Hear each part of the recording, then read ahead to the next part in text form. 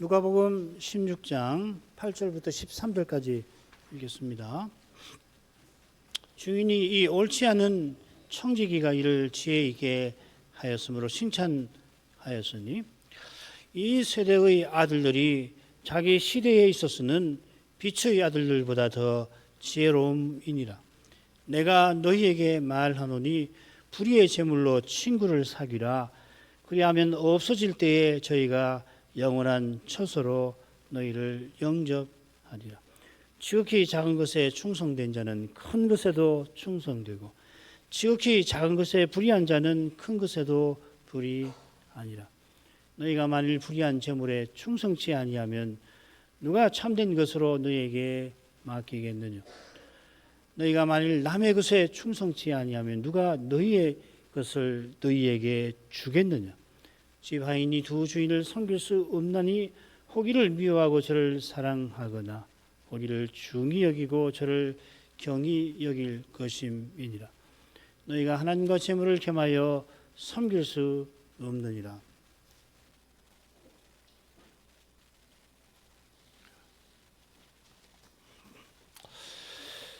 주님께서 불의한 청지기가 언약 백성다웠게 자기 잘못을 시인하고 회개하기는커녕 자기 살 궁리를 한 것을 신랄하게 지적하시고 여기 그 주인의 불의한 반응을 비유 끝에 이렇게 덧붙이셨습니다. 8절 상반절 주인이 이 옳지 않은 청지기가 이를 지혜 있게 하였으므로 칭찬하였으니 이 옳지 않은 명사를 형용사로 번역했는데 주님의 교훈에서 이 불의한 제물에 똑같이 나옵니다. 8절에는 9절에 나옵니다. 이 낱말이 누가복음에 모두 4번 나오는데 이 비유에 2번 나오고 13장과 18장에 각각 나옵니다. 13장에 보면 마지막 심판대에서 주님께서 나를 떠나가라 하고 심판하실 자를 행악하는 자, 불의를 행하고 있는 자라 하신 것처럼 불의한 청지기가 자기 욕심에 주인의 재물을 허비한 거나 자기 살궁리로 주인에게 빚진 자의 빚을 탕감한 것은 언약의 율법을 좇는 일이 아닙니다. 그런데 그 주인은 청지기를 칭찬합니다. 이 칭찬한다는 동사나 명사가 누가복음에 한 번만 나오는 반면에 이 바울 서신에는 여러 번 나오는데 거기다가 하나님을 찬송하거나 사도가 칭찬할 때 쓰입니다. 주인은 이런 꾀를 통하여 자기 이익을 이루는 이것을 높이 사는 그런 사람인 것입니다. 요컨대 주인의 칭찬은 불의한 것이고 칭찬하는 주인도 청지기처럼 불의한 겁니다. 이런 꾀와 칭찬은 언약의 나라에 심각한 타격을 입히는데 누가복음 18장의 그 불의한 재판관이 그렇지요. 그 과부가 그 억울한 일이 있어가지고서 호소를 하면은 언약의 나라의 재판관이면은 당연히 어떻게 된 일입니까? 누구보다도 그 형편을 살피고 구약의 율법대로 그 처지를 잘 헤아려서 도와줘야 할 텐데 거기 보면 불의한 재판관은 뭐 도통 그러지 않죠. 도무지 계속 와서 끈덕지게 그 과부가 내 신원을 갚아주시오 하니까 도무지 견딜 수가 없으니까 아이고 안 되겠구나, 내가 못 살겠구나 그러지 않습니까? 거기도 역시 마찬가지입니다. 주님께서 불의한 청지기와 주인의 정체를 이어 밝히 교훈하십니다. 8절 하반절. 그리고 이어서 주님의 제자들이 영원한 처소에 들어갈 길을 밝히 보이십니다. 9절부터 12절까지고 13절은 그 길을 걷는 심정과 태도를 요약해서 일러주시죠. 그죠? 하나님을 누구보다도 사랑함.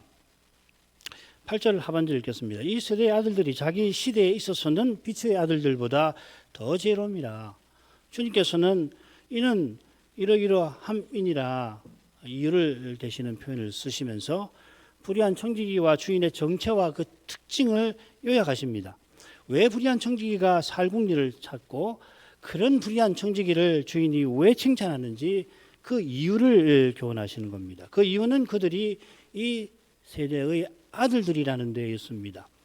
이 세대가 나오고 그것과 붙어서 자기 시대가 나오는데요.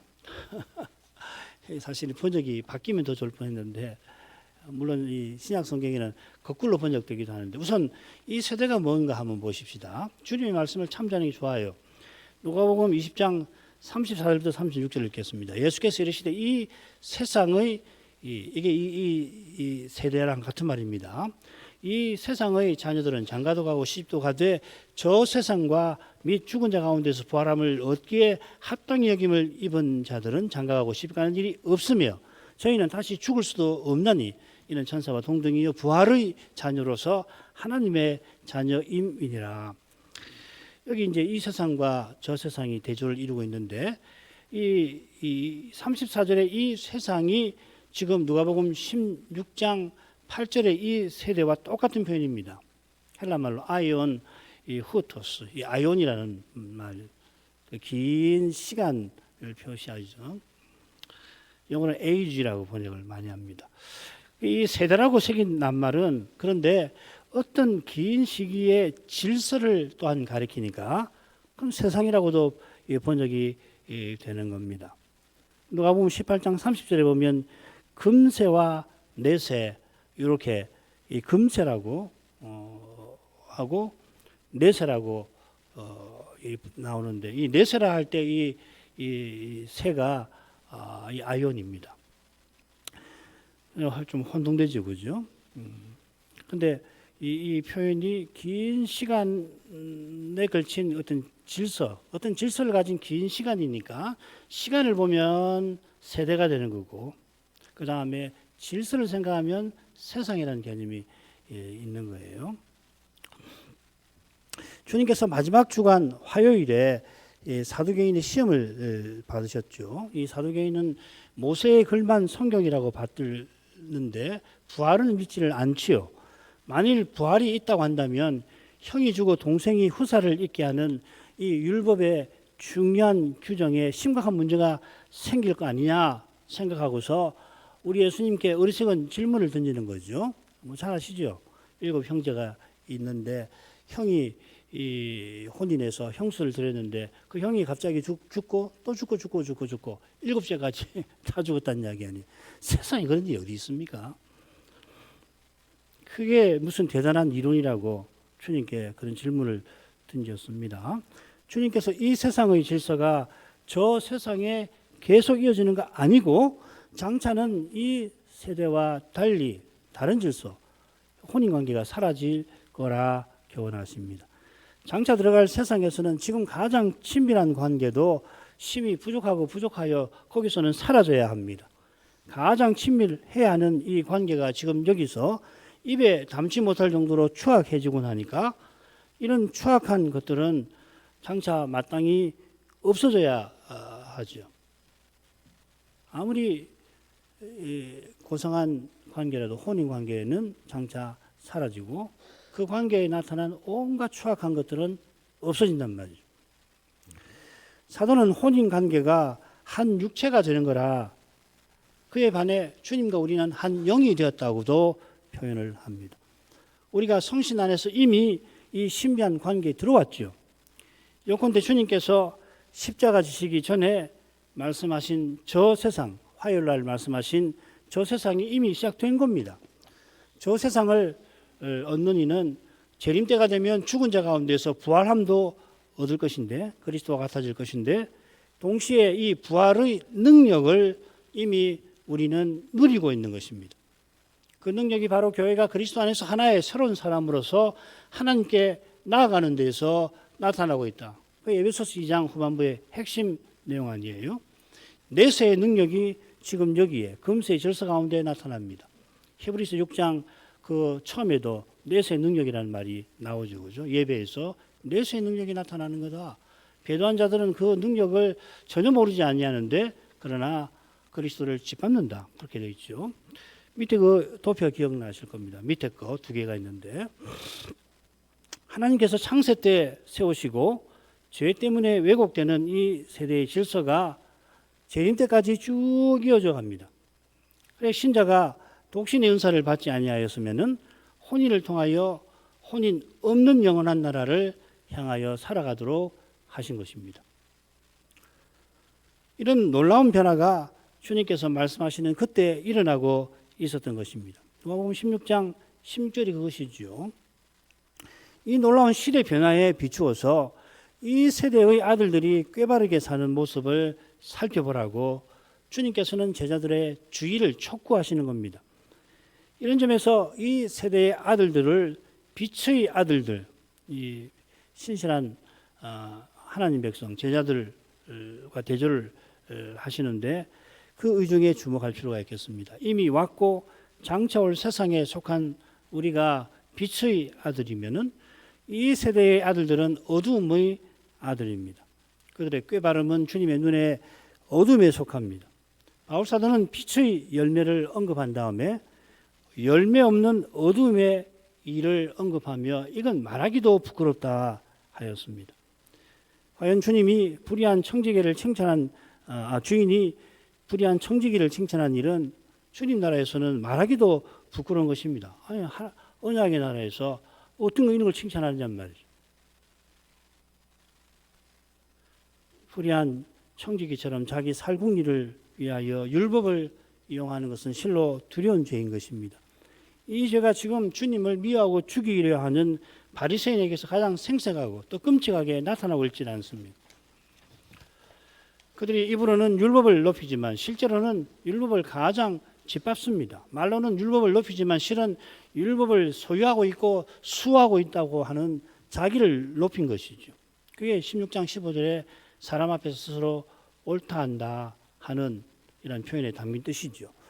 그들이 율법을 어기는 세리와 백성을 죄인이라며 손각질하지만 세리나 백성과 다를 바 없는 죄를 지으면서 그리 하는 것입니다. 로마서 2장 1절이 바로 그 내용이죠. 과부의 가산을 삼키는 자다. 얼마나 나쁩니까? 세리도 그렇게는 하지 않지 않습니까? 이보다 어두운 것은 없는 겁니다. 더 어두운 것이 있을 것 같은데 적그리스도가 자기를 신이라 높이는 그것뿐일 만큼 이 배도는 어두운 것입니다. 지금 우리가 이런 어두운 시대에 살고 있습니다. 그런데 요한 사도는 참빛이 벌써 비치고 있어 어둠이 물러가고 있다고 선언했죠. 요한일서 2장 8절 이는 어둠이 지나가고 참빛이 벌써 비침이니라. 요한이 말하는 이 어둠이 배도와 관련된 것임을 기억할 필요가 있습니다. 요한일서 기억나실 겁니다. 우리 생각에는 사도시대인데 벌써 배도가 일어났나? 벌써 배도가 나타날 수 있단 말인가? 우리 생각에는 그런 느낌이, 그런 마음이 듭니다만은 참 빛이 벌써 비치니 그 빛만 가득할 날이 틀림없이 오는 것입니다. 그리스도께서 전부 안에서 전부인 사회를 맛보는 이는 세상을 이기는 믿음을 잃지 아니하게 될 것입니다. 이게 요한 1서의 핵심 주제죠. 그죠? 하나님께서 난 자마다 범죄치 아니한다. 절대 배도하지 않는단 말 아니에요. 그게 오히려 참된 믿음으로 세상을 이긴다. 이 믿음은 희한하게도 정말 이건 희한한 건데 말씀과 어긋나 보이는 현실에서 말씀하신 주님을 전심으로 믿고 의지합니다. 이건 희한한 거예요. 사람의 눈에는 곧 망할 것 같습니다만은 실은 참된 이김인 것입니다. 이런 교훈에 비추어서 이 세대의 아들들이 자기 시대에 있어서는 빛의 아들들보다 더 지혜롭다 하신 말씀이 무슨 뜻인가를 조금 생각해 보죠. 이미 그들의 지혜로움이 참된 지혜가 아니라 꾀바름인 것을 살폈습니다. 그처럼 그들의 꾀가 통하는 곳이 자기 시대입니다. 한글 개역이 자기 시대에 있어서는 자기 시대에라고 하지 않고 자기 시대에 있어서는 하고 새긴 것처럼 상당히 고심하면서 새긴 것 같아요. 이게 그냥 흔히 어디에 영어로 in이라고 쓸 수 있는 표현하고 다른 낱말을 썼습니다. 전치사를 썼어요. 고심을 하고 새기신 것 같아요. 번역자들이. 주님께서 쓰신 표현은 이 세대의 아들들이 그저 자기 시대에 더 지혜로운 것이라기보다는 자기 시대를 대하는 데에서 그러하다고 암시합니다. 여러 번역, 영어 번역은 그렇게 되어 있습니다. 자기 시대를 대한다. 그러니까 이 자기 시대라는 말은 흔히 이 세대, 우리 세대라는 말 쓰잖아요, 그죠? 한 세대는 30년이다. 우리 세대는 이런 특징이 있다. 할 때 그 세대라고 하는 거 믿음이 없고 패역한 세대, 세대라고 주로 번역합니다. 게네아라는 말인데요. 이건 무슨 말이냐면 같은 시기를 살아가는 사람들을 가리키는 말이거든요. 결국 자기들과 같은 사람들이니까 이 세대의 아들은 그들을 어떻게 대해야 하는지 빛의 아들들보다 더 꾀바른 것입니다. 그러나 빛의 아들들은 이 세대의 아들들처럼 꾀를 세지 않고 오히려 그들에게 어리석은 자가 되는 겁니다. 고린도서 3장 18절 너희 중에 누구든지 이 세상에서 지혜 있는 줄로 생각하거든 미련한 자가 되어라. 그리하여야 지혜로운 자가 되리라. 하나님 앞에 세상의 지혜를 철저히 버려야 하나님의 지혜이신 그리스도를 본받는 것입니다. 주님께서 구원을 위해서 십자가를 지신 것처럼 그래 소명을 이루는 길에 자기 십자가를 기꺼이 지는 것입니다. 요건데 주님께서 지금 이 세대의 아들들을 칭찬하시는 게 결코 아닙니다. 오히려 불의한 청지기가 주인 속이고 꾀를 냈는데 그런 불의한 청지기를 주인이 칭찬하는 것을 책망하시는 겁니다. 그처럼 바울 사도도 너희가 사람이 아니리요 하고서 고린도 지도자들을 책망한 거죠. 물고 뜯는 이 짐승 같은 이 세상에서 사람답게 사는 것을 물론 칭찬할 만합니다만은 세 사람의 사회에서는 한낱 사람으로 행하는 것이 부끄러운 짓입니다. 주님 나라에서 도덕과 상식과 합리를 표준 삼는다면 돈과 명예와 권력을 추구하는 것과 마찬가지로 주님께 실로 송구한 것입니다. 주님의 눈에는 도덕과 상식과 합리를 말하는 이의 마음에 돈과 명예와 권력을 추구하는 것이 훤히 드러나 보일 겁니다. 얼른 구별되는 것 같지만은 결국 같은 거죠. 육의 몸에 썩고 부끄럽고 약한 것을 극복하는 방식으로 도덕, 합리, 상식을 말하지만 실은 썩지 않은 것, 명예, 권력을 추구하려고 하는 욕구가 작동하는 거 아니에요. 그 다음으로 하죠. 내가 너에게 말하노니 불의의 제물로 친구를 사귀라. 그리하면 없어질 때에 저희가 영원한 처소로 너희를 영접하리라. 지극히 작은 것에 충성된 자는 큰 것에도 충성되고 지극히 작은 것에 불의한 자는 큰 것에도 불의하니라. 너희가 만일 불의한 제물에 충성치 아니하면 누가 참된 것을 너희에게 맡기겠느냐. 너희가 만일 남의 것에 충성치 아니하면 누가 너희 것을 너희에게 주겠느냐. 예수님께서 그러니 내가 너희에게 말한다 하시고 꼭 필요한 말씀을 교훈을 베푸시죠. 내가 너희에게 이르노니 이어지는 교훈을 보면 10절부터 12절은 충성된, 충성한 형용사입니다. 낱말이 매절에 나오는 것처럼 같은 주제를 다루고 있습니다. 10절부터 12절은 뭐 읽을 때 이게 동일한 주제를 다루고 있구나 하는 게 금방 드러나죠. 지극히 작은 것에 충성하는 사람은 큰 것에도 충성하는데 그가 큰 것에 충성하는 일은 지금 아니고 장차에 있을 일입니다. 그래서 11절에는 맡기겠느냐 주겠느냐 이 미래형입니다. 누가 장차 너희에게 큰 것을 맡길 것인가 참된 것을 11절에 보면은 참된 것을 맡길 것인가 너희 것을 줄 것인가 이 말이거든요. 그처럼 지금 맡긴 일을 지극히 작은 것이라고 하시고 10절에는 11절에서는 불의한 제물이라고 하십니다. 그러니까 자연히 9절의 주제와 연결이 되죠. 불의한 제물로 지금 친구를 사귀라 이 말이죠. 그러면 영원한 처소가 기다릴 거다. 불의한 제물로 친구를 사귀는 것이 불의한 제물에 충성하는 겁니다. 그러면 장차 영원한 처소로 영접받을 텐데 그때 참된 것을 우리에게 맡기실 거고 우리의 것을 주실 것입니다. 요건데 9절부터 12절은 하나의 단락을 이루고 있는데 9절부터 밑에 도표가 그걸 가리키는 겁니다. 이 뒷장에 넘겨 보시면은 현재, 미래 그리고 현재와 그 미래에 취하는 태도 뭐 이것이 이제 대비가 되어 있어서 도표로 만들면 이렇게 볼 수가 있겠습니다.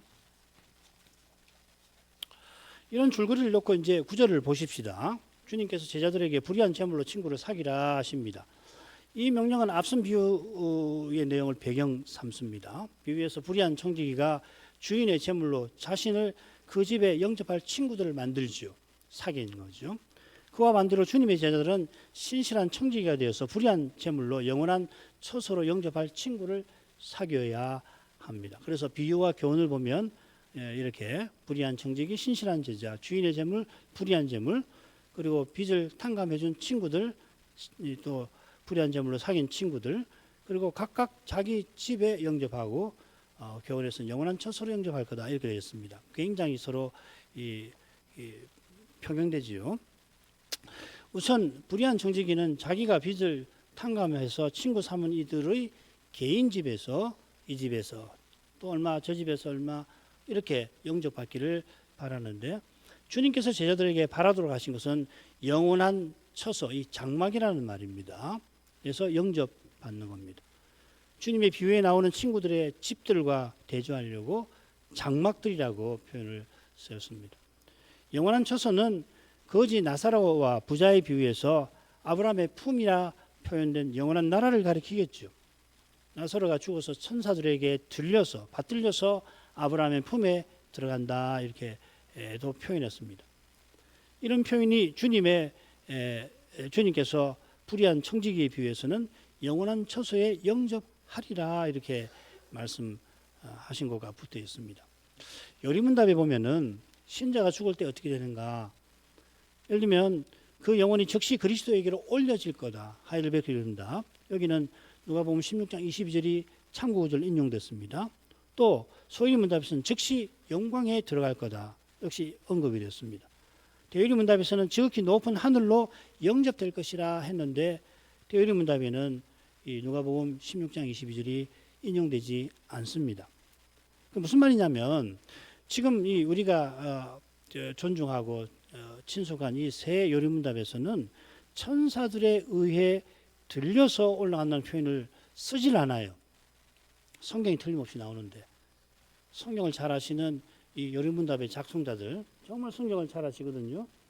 소위문답, 대유리문답을 읽으면 참고구절을 보면 와, 이 신학자들이 목사님들이 보통 분들이 아니다는 걸 금방 알 수 있는데 참고구절이 풍부하죠. 그런데 놀랍게도 이 표현을 언급하지 않습니다. 왜 언급하지 않나? 이유가 있죠. 비유에 나왔으니까 그렇습니다.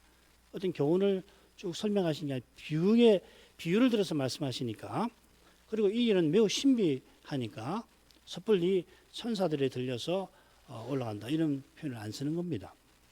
비슷하게 이 말씀을 왜 드리냐면 비슷하게 불의한 재물로 친구를 사귀라 하는 이 표현도 이 비유적인 표현이니까 어설프게 비유에 맞춰서 살피기보다는 예를 들면은 이 친구는 천사들인가 보다 이런 식으로 해석하면 곤란하다는 이야기죠, 그죠? 불의한 재물로 천사들을 친구로 삼아라 뭐 그런 이야기 하시려고 하는 건가 잘 모르겠어요. 저는 그런 해석을 누가 하는지도 모르겠고 그런 해석을 한다면 꼭 그렇게까지 해야 되나? 그보다는 바로 이어서 주님께서 분명하게 교훈하시는 것이 있으니까 거기에 비춰서 살피는 것이 안전하죠. 더 명확한 말씀을 가지고서 우리에게 좀 더 모호한 말씀을 이해하는 것이 그게 지혜로운 방법 아니겠습니까? 그래서 9절과 10절부터 12절이 밀접하게 붙어 있는 점을 말씀을 드린 겁니다. 자, 우선 이 비유를 보면요. 달란트 비유가 떠오르지요. 네가 작은 일에 충성하였음에 내가 많은 것으로 네게 맡기리니 내 주인의 즐거움에 참여할지어다. 주인이 돌아와서 5달란트, 2달란트 맡긴 충성된 종에게 칭찬하며 베푸신 말씀이죠. 이 제레미야가 하는 말씀인데 이 비유가 우선은 사도들에게 말씀하신 것임을 꼭 기억해야 합니다. 24장 마태복음 24장 3절에 보면 특별히 사도들만 데리고 가셔서 감단산에서 그렇게 말씀하신 거죠. 뭐 그렇다고 해서 우리에게 적용 안 되는 거 아닙니다. 사도가 나를 본받는 자가 되어라 했으니까 사도들에게 베푸신 교훈이 결국 우리에게도 해당이 될 겁니다. 사도가 얼마나 주의 사명에 충성하는지를 말하면서 나를 본받으라고 했거든요. 그처럼 사도가 지금 맡은 일이라도 주님 보시기에는 그게 작은 일, 적은 일입니다. 거기에 비하면 장차 우리에게 맡기실 일은 많은 일이죠. 우리가 아들로 하나님 나라를 상속받을 거니까 얼마나 많은 일입니까? 얼마나 큰 일이에요. 같은 표현들이 누가복음 16장 10절에 나오고 있습니다. 여기서는 작은 일이 아니라 지극히 작은 일이라고 했습니다. 똑같은 표현이 이 달란트 비유와 비슷한 문화 비유, 이건 누가복음에 나오는 거 아닙니까? 거기 나와요. 지극히 작은 것에 충성하였으니 10고을 권세를 차지하라. 이 문화는 달란트의 60분의 1에 해당되니까 5달란트를 작은 것이라고 하셨으니 문화는 더 작은 거고 10고을 권세에 비하면 한 문화는 지극히 작은 것이겠죠. 그죠? 비유마다 강조점이 조금씩 다릅니다. 하나님께서 지극히 작은 일에 충성한 자에게 큰 것을 맡기신다 했습니다. 충성의 반대는 불의입니다. 불의한 청지기가 주인이 맡긴 재물에 충성치 아니하고 그 재물을 허비하고 그 재물을 이용해서 자기 살 궁리를 할 뿐이었습니다. 이게 불의한 거죠. 주님의 제자들은 맡기신 일에 신실해야 합니다. 그 일을 이루기 위해서 자기 소유를 다 버리고 심지어 자기 목숨도 미워해야 합니다. 누가복음 14장에서 공부했죠. 바울 사도가 과연 그렇게 충성했습니다. 데살로니가 전서 2장 8절 9절 읽지요. 우리가 이같이 너희를 사모하여 우리 하나님의 복음으로만 아니라 우리 목숨까지 너희에게 주기를 즐겨함은 생명을 다해서 말씀을 전했단 말이죠. 너희가 우리의 사랑하는 자 됩니다. 형제들아 우리의 수고와 애쓴 것을 너희가 기억하려니 너희 아무에게도 누를 끼치지 아니하고 밥과 낮으로 일하면서 너희에게 하나님의 복음을 전파하였노라. 사도가 이처럼 충성한 것은 누구보다 사도라 칭함 받지 못할 자신에게 하나님이 베푸신 사랑과 은혜가 얼마나 크신가를 깨닫는 데 있었던 것입니다. 이 거룩한 사랑을 맛보지를 못하면 그 마음이 늘 허전한 거예요. 우리 영혼은 이 하나님 사랑으로만 채워지는 것이거든요. 이 사랑을 맛보지 못하면 마음이 늘 공허하죠. 그 공허하니까 어떻게 합니까? 헛된 욕망을 채우려고 할 것이란 말이죠. 이 허전함을 다른 것으로 채우려고 하는 거고, 흡기는 어떻게 되냐면 바리새인처럼 내가 하나님을 위하겠다 하면서 그리스도와 교회를 대적하게 되지 않습니까? 주님께서 11절에서는 지극히 작은 것 대신에 불의한 재물이라 하시고 장차 맡기실 일은 참된 것이라 부르십니다. 우선 재물이라는 낱말이 누가복음에만 이 비유의 교훈에만 3번 나오고 있습니다. 13절에서는 그냥 재물이라고 하지 않고 하나님 대신 섬기는 재물 신이죠. 똑같이 만몬입니다. 만몬하는데 이 19절과 11절에서는 그냥 재물일 건데 13절에서는 하나님과 재물을 겸하여 섬길 수 없다 할 때는 신으로서의 재물이죠. 재물신을 섬기는 이유가 사람의 불의에 있습니다. 본래 사람이 하나님을 사랑하도록 지원받았는데 타락하여서 하나님을 미워합니다. 이게 충성과 대조되는 불의인 겁니다. 이 불의가 육의 몸이 썩는 문제를 해결하려고 돈을 사랑하는 것으로 나타나는 거죠. 이 세상에서 금과 은만큼 썩지 아니하는 것이 없기 때문에 그렇습니다. 이런 데서 바울 사도가 금도 썩는 거다, 결국은 썩는 것이다 하면서 그러나 믿음으로 살라고 권고한 것을 또 시인이 정금보다 말씀을 더 사모하라고 권고한 뜻이 깊습니다. 과연 사도는 돈을 사랑함이 일만하게 뿌리라 합니다. 부패한 인생이 돈을 하나님보다 사랑하는 이것이 온갖 악의 뿌리인 게지 돈 자체가 악은 아닙니다만은 그러나 돈만큼 불의하게 만드는 것이 없지요. 이런 점에서 주님께서 불의한 재물이라 부르신 것 같습니다. 지금 이런 재물에 충성치 아니하면 장차 참된 것을 맡기시지 않습니다. 불의한 재물이라고 했으니까 의로운 것이라고 하시면 좋을 것 같은데 참된 것이라고 하십니다. 그 이유는 재물 자체가 불의한 게 아닌 것과 붙어 있습니다. 우리 시편 119편 14절에서 구약 시인은 하나님이 언약의 복으로 주신 모든 재물을 내가 즐거워하듯이 말씀을 즐거워한다 했죠.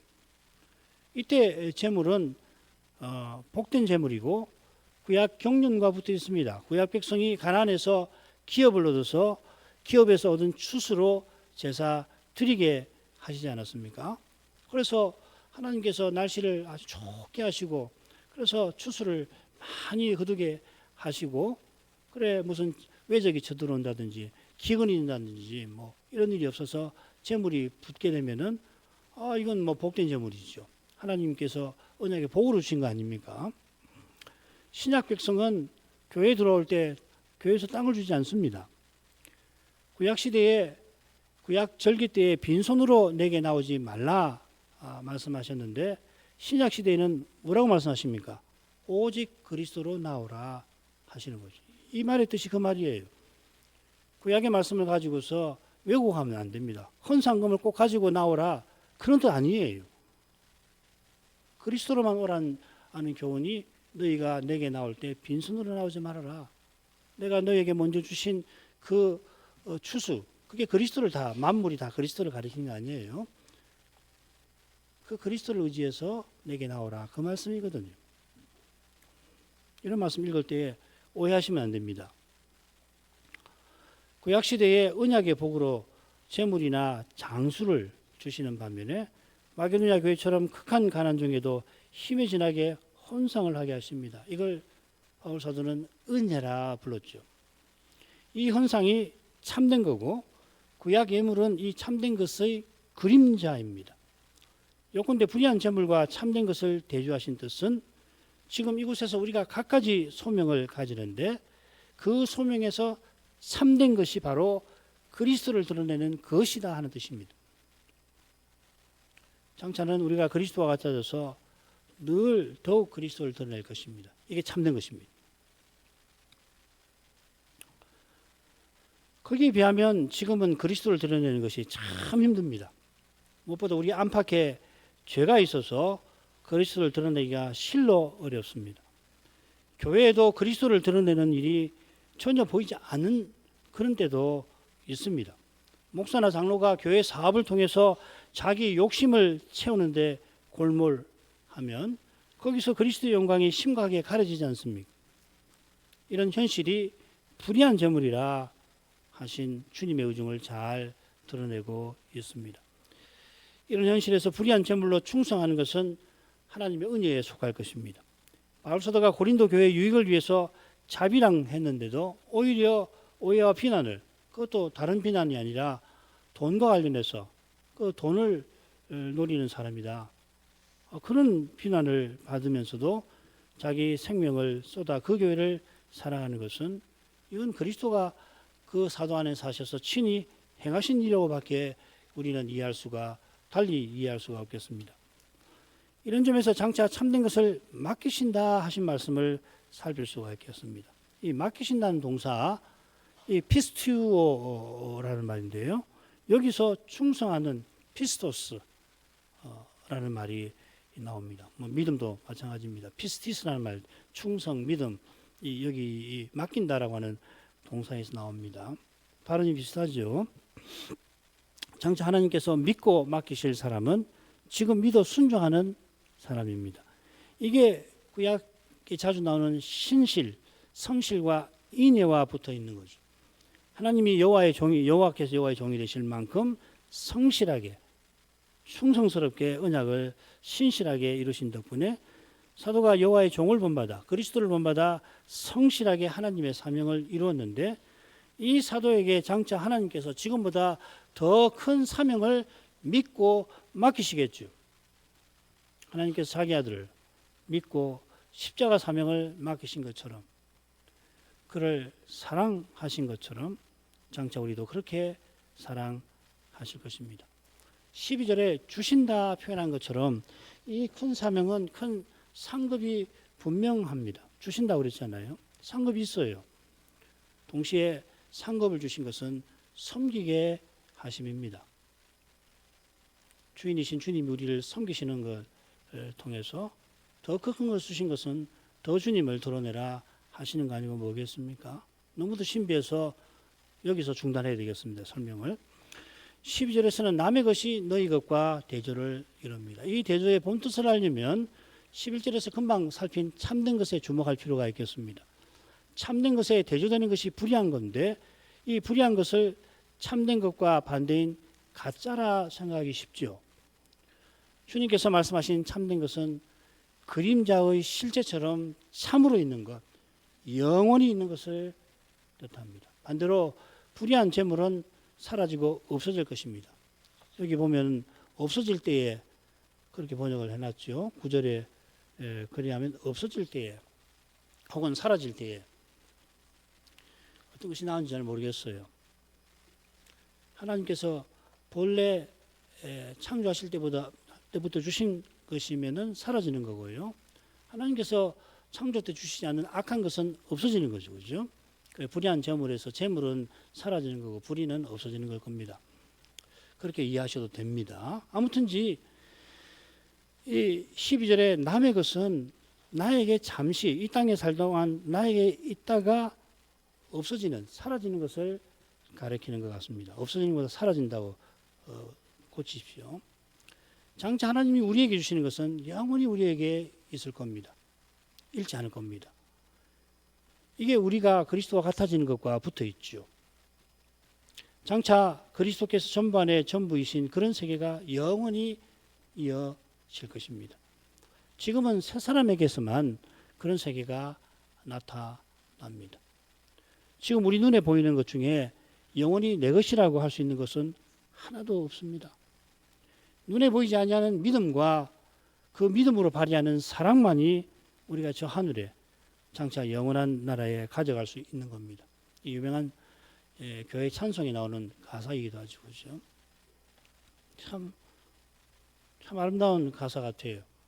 믿음과 사랑만이 우리가 영원히 가져갈 수 있는 겁니다. 다른 거 못 가져갑니다. 재물 갖고 갈 수 없다는 거 다 아시잖아요. 억만금이 있다고 해도 그거 갖고서 하나님 나라 가지 못합니다. 죽으면 다 이 땅에 두고 가는 겁니다. 그런데 가져갈 수 있는 게 있어요. 그리스도입니다. 믿음으로 내 안에 사시는 그리스도만이, 그리스도께서 친히 자기를 드러내시는 거룩한 사랑만이 영원히 우리의 것이십니다. 그리고 이것을 하나님께서 장차 영원히 주시고 충만하게 주시겠죠. 이것이 기독교 구원의 핵심입니다. 그리스도를 얻는 겁니다. 구원은. 달리 말하면 내게 사는 것이 그리스도입니다. 이게 그리스도교의 교훈의 핵심입니다. 기도하겠습니다. 거룩하신 아버지, 하나님과 사람 사이의 유일한 중보자 예수 그리스도를 통해서 이 시대를 바르게 헤아리고 영원한 처소에 이를 길을 걷게 하시는 것을 감사합니다. 그 길을 그리스도께서 십자가와 부활로 친히 내신 것을 고백합니다. 그 주님께서 십자가 지시기 전에도 친히 제자들에게 인생이 하나님을 가까이 하고 하나님 뜻을 쫓아 살도록 교훈해 주셨습니다. 아직 십자가를 지시기 전이라 부활 후에 세우실 그 나라의 신비를 일깨우시려고 비유로도 그들에게 교훈하셨습니다. 주께서 쓰시는 방법이 그게 비유든지 직접 하시는 교훈이든지 오직 성신께서 감화해 주실 때에야 저희가 그리스도와 하나님 나라를 바르게 알고 그리스도를 믿고 그 나라를 지금 여기서부터 드러내며 살아갈 수 있음을 고하나이다. 이 중요한 교훈을 주님의 교회들이, 특별히 강단에 오르는 목사들이 잊지 않게 하시고 더 전심으로 성신을 의지하여 주님의 은혜를 구하게 하시옵소서. 이 복음이 이날에도 주님의 교회들에서 더 풍성하게 전파되게 해 주옵소서. 예수님 이름으로 기도합니다. 아멘.